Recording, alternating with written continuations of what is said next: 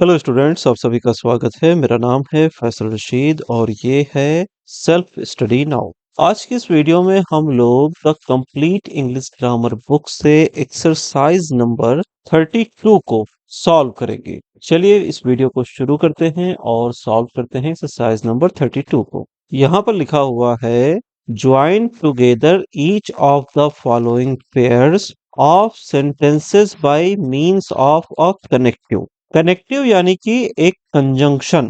जैसे आप यहाँ देखें, लिखा हुआ है sentence, I know a man, the man has been to Iceland. ये आपके दो सेंटेंसेस हैं। सेंटेंस वन क्या है, आई नो अ मैन, और सेंटेंस टू क्या है, the man has been to Iceland. इन दोनों सेंटेंसेस में हम बात कर रहे हैं एक आदमी की। ये आदमी सेम है दोनों सेंटेंस में, तो हम इसको एक कंजंक्शन का यूज करके इस तरीके से भी लिख सकते हैं कि ये दोनों सेंटेंस एक सेंटेंस में आ जाए। कैसे? अगर हम यहाँ पर एक कंजंक्शन का यूज करें जो कि एक प्रोनाउन का भी काम करे, जैसे कि हमारे रिलेटिव प्रोनाउन होते हैं, तो ये सेंटेंस कंप्लीट हो जाएगा। हम लिख सकते हैं आई नो अ मैन। अब ये जो दूसरा वाला मैन यहाँ पर आया हुआ है, इसके लिए हम यूज करेंगे एक रिलेटिव प्रोनाउन का। इस सेंटेंस में द मैन जो है वो सब्जेक्ट है, तो जो रिलेटिव प्रोनाउन यूज होगा वो नॉमिनेटिव केस में यूज होगा। हम यहाँ पर रिलेटिव प्रोनाउन यूज करेंगे हु, और इसके बाद ऊपर वाला sentence as it is continue करेंगे और पूरा कर देंगे। ये सेंटेंस हो जाएगा, I know a man who has been to Iceland. अब चलिए चलते हैं नेक्स्ट सेंटेंस पे। अगला सेंटेंस है, the thief stole the watch, the thief was punished। ये दो सेंटेंसेस हो गए। एक पहला वाला the thief stole the watch, और एक दूसरा वाला द थीफ was punished। इन दोनों सेंटेंसेस में हम बात कर रहे हैं एक थीफ की, तो हम क्या करेंगे, थीफ को एक रिलेटिव प्रोनाउन से चेंज कर देंगे और सेंटेंस को कंबाइन करके एक कंजंक्शन के साथ लिख देंगे। कंजंक्शन और प्रोनाउन का काम कौन करता है? रिलेटिव प्रोनाउन करता है, तो इसीलिए हम एक रिलेटिव प्रोनाउन का यूज करेंगे। सबसे पहले हम पहले वाले सेंटेंस को लिखेंगे, इससे हम सब्जेक्ट लेंगे द थीफ। अब यहाँ पर हमने द थीफ को यूज कर लिया, हमारे पास एक सब्जेक्ट आ गया, लेकिन इसके बाद ही हम एक रिलेटिव प्रोनाउन को यूज करेंगे, ये बताने के लिए कि इसी ने घड़ी चुराई थी, stole the watch. The thief who stole the watch, और इसके बाद जो दूसरा वाला सेंटेंस है उसको कंटिन्यू कर देंगे।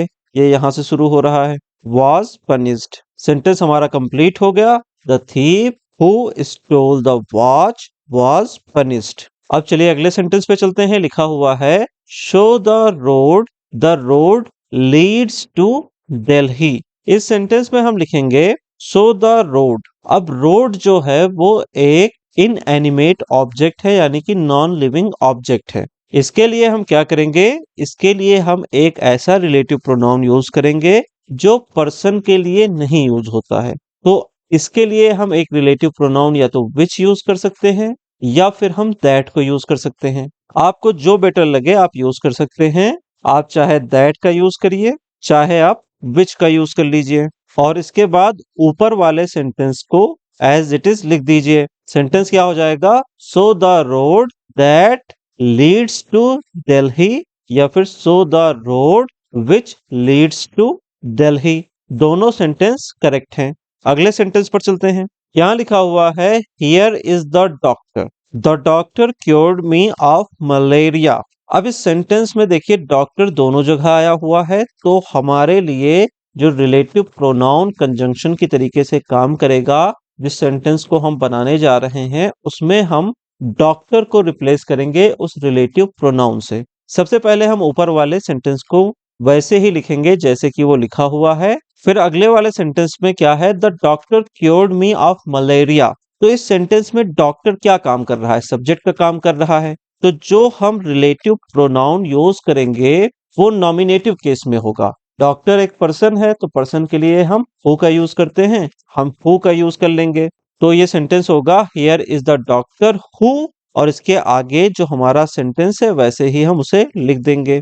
तो 1 से लेकर के 4 तक की सेंटेंस जो है हमने इस पेज पे सॉल्व करे हैं। सबसे पहले हमने हु का यूज किया है, फिर हमने हु का यूज किया है, फिर हमारे सामने इनएनिमेट ऑब्जेक्ट आ गए, तो उसके लिए हमने क्या यूज किया, दैट का यूज किया या फिर विच का यूज कर लिया, जो भी आपको सही लगे आपके सेंटेंस के हिसाब से आप उसको यूज कर सकते हैं। और उसके बाद हमारा सेंटेंस नंबर 4 था जिसमें हमने किसे यूज किया, हु को यूज कर लिया। चलिए अब अगले पेज पे चलते हैं। यहाँ पर लिखा हुआ है आई मेट अ बॉय और दूसरा सेंटेंस है ही वॉज वेरी क्रूएल। इस सेंटेंस में हम सबसे पहले आई मेट अ बॉय लिखेंगे। आई मेट अ बॉय, ये आपका पहला सेंटेंस एज इट इज हमने कॉपी कर लिया। ही वॉज वेरी क्रूएल, अब ये जो ही है ये रिफर कर रहा है इसी बॉय को। यहाँ पर ही भी एक प्रोनाउन है और ये रिफर कर रहा है उसी बॉय को। हमें दोनों सेंटेंसेस को कनेक्ट करना है, तो इसके लिए हम एक सिंपल सा प्रोनाउन न यूज करके हम क्या यूज करेंगे, एक रिलेटिव प्रोनाउन को यूज करेंगे।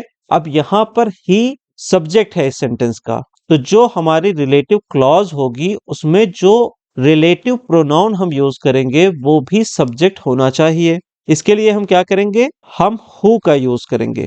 तो I met a boy who was very cruel, ये आपका सेंटेंस हो जाएगा। इसमें हमने हु को एक रिलेटिव प्रोनाउन के तरीके से यूज किया है। फिर चलिए अगले सेंटेंस पे चलते हैं। लिखा हुआ है ही डज हिज बेस्ट और उसके बाद ही शुड बी प्रेज्ड। इस सेंटेंस को हम इस तरीके से लिख सकते हैं, he who does his best, और दूसरे वाले सेंटेंस से हम शुड बी प्रेज्ड को एज इट इज लिख देंगे।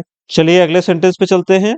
The man is honest, the man is trusted. दो सेंटेंस हैं, दोनों सेंटेंस में हम मैन की बात कर रहे हैं। पहले सेंटेंस में भी मैन है, दूसरे सेंटेंस में भी मैन है। तो सबसे पहले हम क्या करेंगे, द मैन लिखेंगे और फिर हम एक रिलेटिव प्रोनाउन यूज करेंगे हु को, और उसके बाद हम लिखेंगे इज ऑनेस्ट और फिर इज ट्रस्टेड। अगला सेंटेंस है माई फादर इज डेड और दूसरा सेंटेंस है आई लव्ड माई फादर। अब देखिए जो कॉमन वर्ड हमारे सामने है वो है माई फादर, तो हम रिलेटिव प्रोनाउन किसके लिए यूज करेंगे, माई फादर के लिए यूज करेंगे।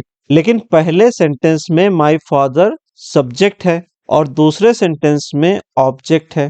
तो रिलेटिव क्लॉज में जब हम रिलेटिव प्रोनाउन को ऑब्जेक्ट की तरीके से एक पर्सन के लिए यूज करते हैं तब वो रिलेटिव प्रोनाउन होता है हमारा होम। हम यहाँ पर होम रिलेटिव प्रोनाउन के तरीके से यूज करके इन दोनों सेंटेंसेस को कंबाइन करेंगे। इस सेंटेंस को हम इस तरीके से लिख सकते हैं माई फादर और इसके बाद हमारा रिलेटिव प्रोनाउन होम, फिर हम लिखेंगे आई लव्ड और फिर सेंटेंस का ये हिस्सा is dead. My father home I loved is dead. या फिर आप इसको अगर ऐसे लिखना चाहें तो इस तरीके से भी लिख सकते हैं my father is dead home I loved. दोनों सेंटेंस ठीक हैं लेकिन पहला वाला सेंटेंस ज्यादा बेटर है बोलने के लिहाज से, तो आप पहला वाला ही सेंटेंस लिखिए। तो इस पेज पर हमने हु का यूज किया 3 बार और होम का यूज किया 1 बार, क्योंकि बाकी सारे सेंटेंसेस में रिलेटिव क्लॉज में जो रिलेटिव प्रोनाउन था वो सब्जेक्ट का काम कर रहा था और 8वें सेंटेंस में जो रिलेटिव प्रोनाउन था वो एक ऑब्जेक्ट का काम कर रहा था। चलिए अब अगले पेज पे चलते हैं। इस सेंटेंस में लिखा हुआ है the teacher sent for the boy came at once. इस सेंटेंस में आप देखेंगे द बॉय कॉमन है लेकिन द बॉय पहले सेंटेंस में ऑब्जेक्ट है और दूसरे सेंटेंस में सब्जेक्ट है। तो जो भी आपको इजी पड़े आप उसके हिसाब से इसे यूज कर सकते हैं। जैसे हम इसको लिखेंगे the teacher sent for the boy और इसके बाद हम क्या यूज करेंगे, हु का यूज करेंगे, क्योंकि जो हम रिलेटिव क्लॉज बना रहे हैं वो सेंटेंस द बॉय को सब्जेक्ट के रूप में प्रेजेंट कर रहा है। तो यहाँ पर हु का यूज करके हम नॉमिनेटिव केस का यूज करेंगे।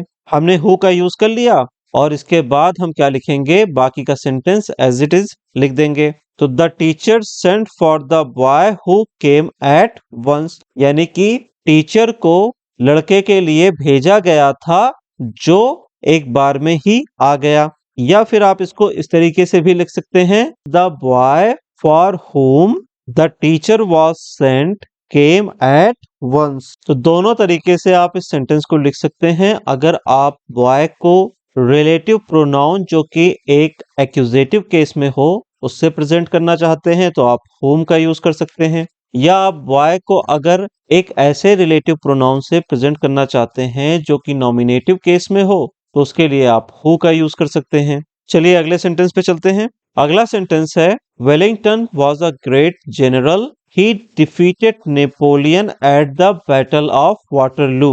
हम इस सेंटेंस को लिखेंगे Wellington who was a great general, फिर ऊपर वाले सेंटेंस से ही को छोड़ करके बाकी सारी चीजें एज इट इज कॉपी कर देंगे।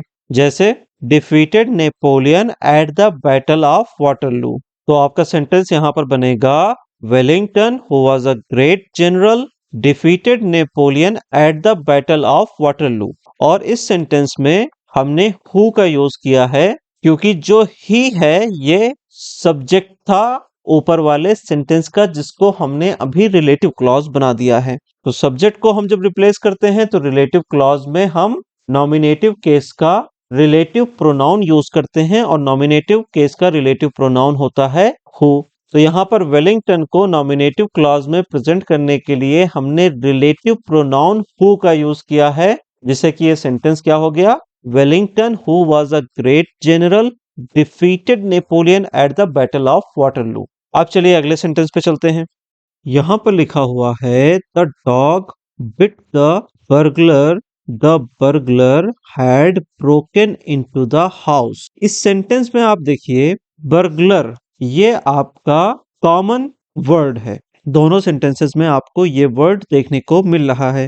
पहले सेंटेंस में इसको हमने ऑब्जेक्ट के तरीके से यूज किया है और दूसरे सेंटेंस में सब्जेक्ट के तरीके से। हम इसके लिए एक रिलेटिव प्रोनाउन हु का यूज कर सकते हैं क्योंकि यहाँ पर ये सब्जेक्ट के तौर पर यूज हुआ है। हम सेंटेंस लिखेंगे the dog bit the burglar who had broken into the house. तो इस पेज पर हमने देखा कि हमने हु का यूज किया। कब यूज किया, जब हमें रिलेटिव प्रोनाउन को नॉमिनेटिव केस में यूज करना था, और अगर हम रिलेटिव प्रोनाउन को एक्यूजेटिव केस में यूज करना चाहते तो हम होम का यूज कर सकते थे।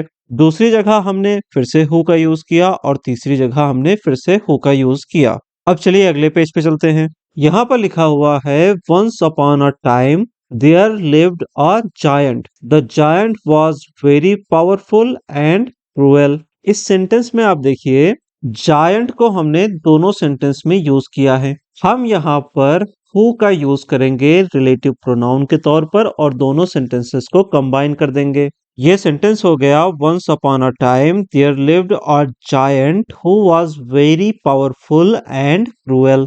अब चलिए अगले सेंटेंस पे चलते हैं। अगले सेंटेंस पे लिखा हुआ है we met a girl, the girl had lost her way. इस सेंटेंस को हम लिखेंगे वी मेट अ गर्ल और इसके बाद एक रिलेटिव प्रोनाउन यूज करेंगे हु को। हु का यूज हमने इसलिए किया है क्योंकि जिस सेंटेंस को हम रिलेटिव क्लॉज बनाने जा रहे हैं वहां पर गर्ल को सब्जेक्ट के रूप में यूज किया गया है। तो यहाँ पर हम क्या करेंगे, रिलेटिव प्रोनाउन हु का यूज करेंगे। तो we met a girl who had lost her way, ये होगा आपका पूरा सेंटेंस। चलिए अगले सेंटेंस पे चलते हैं। अगला सेंटेंस है Kalidas is famous, he wrote some fine dramas. इस सेंटेंस को हम इस तरीके से लिखेंगे कालिदास इज फेमस और इसके बाद ही की जगह हम यूज करेंगे रिलेटिव प्रोनाउन हु को और सेंटेंस पूरा का पूरा वैसे ही उतार देंगे। तो सेंटेंस क्या होगा पूरा, Kalidas is famous who wrote some fine dramas. अब चलते हैं अगले सेंटेंस पर। अगला सेंटेंस है ही इज अ रोग, नो वन ट्रस्ट्स हिम। रोग का मतलब होता है एक ऐसा इंसान जो बहुत ही नालायक किस्म का हो, यानी कि दुष्ट, बहुत ही जुल्म करने वाला इंसान। तो ही इज अ रोग, वो एक बहुत ही दुष्ट है। नो वन ट्रस्ट्स हिम, कोई भी उसका भरोसा नहीं करता। अब इस सेंटेंस में देखिए ही सब्जेक्ट का काम कर रहा है, लेकिन यहाँ पर उसी को ऑब्जेक्ट के रूप में यूज किया गया है और हिम का यूज किया गया है। तो अगर हम रिलेटिव क्लॉज इस वाले सेंटेंस को बनाएंगे तो हम हिम की जगह एक ऐसा रिलेटिव प्रोनाउन यूज करेंगे जो कि एक्यूजेटिव केस में हो। और हम बात पर्सन की कर रहे हैं, वो बात हमें कैसे पता लग रही है, क्योंकि हमने यहाँ पर ही का यूज देखा है और यहाँ पर हिम का यूज देखा है जो कि पर्सनल प्रोनाउन होते हैं। तो हम इस सेंटेंस को इस तरीके से लिखेंगे, ही इज अ रोब, और इसके बाद हम यूज करेंगे रिलेटिव प्रोनाउन एक्यूजेटिव केस में, जो कि होता है होम पर्सन के लिए। तो इस पेज पर हमने क्या देखा? हमने इस पेज पर देखा कि हमने रिलेटिव प्रोनाउन हु का यूज किया है, और सेंटेंस नंबर 15 में हमने रिलेटिव प्रोनाउन होम का यूज किया है। तो स्टूडेंट्स, इस एक्सरसाइज में हम लोगों ने 1 से लेकर के 15 तक के क्वेश्चंस को सॉल्व कर दिया है।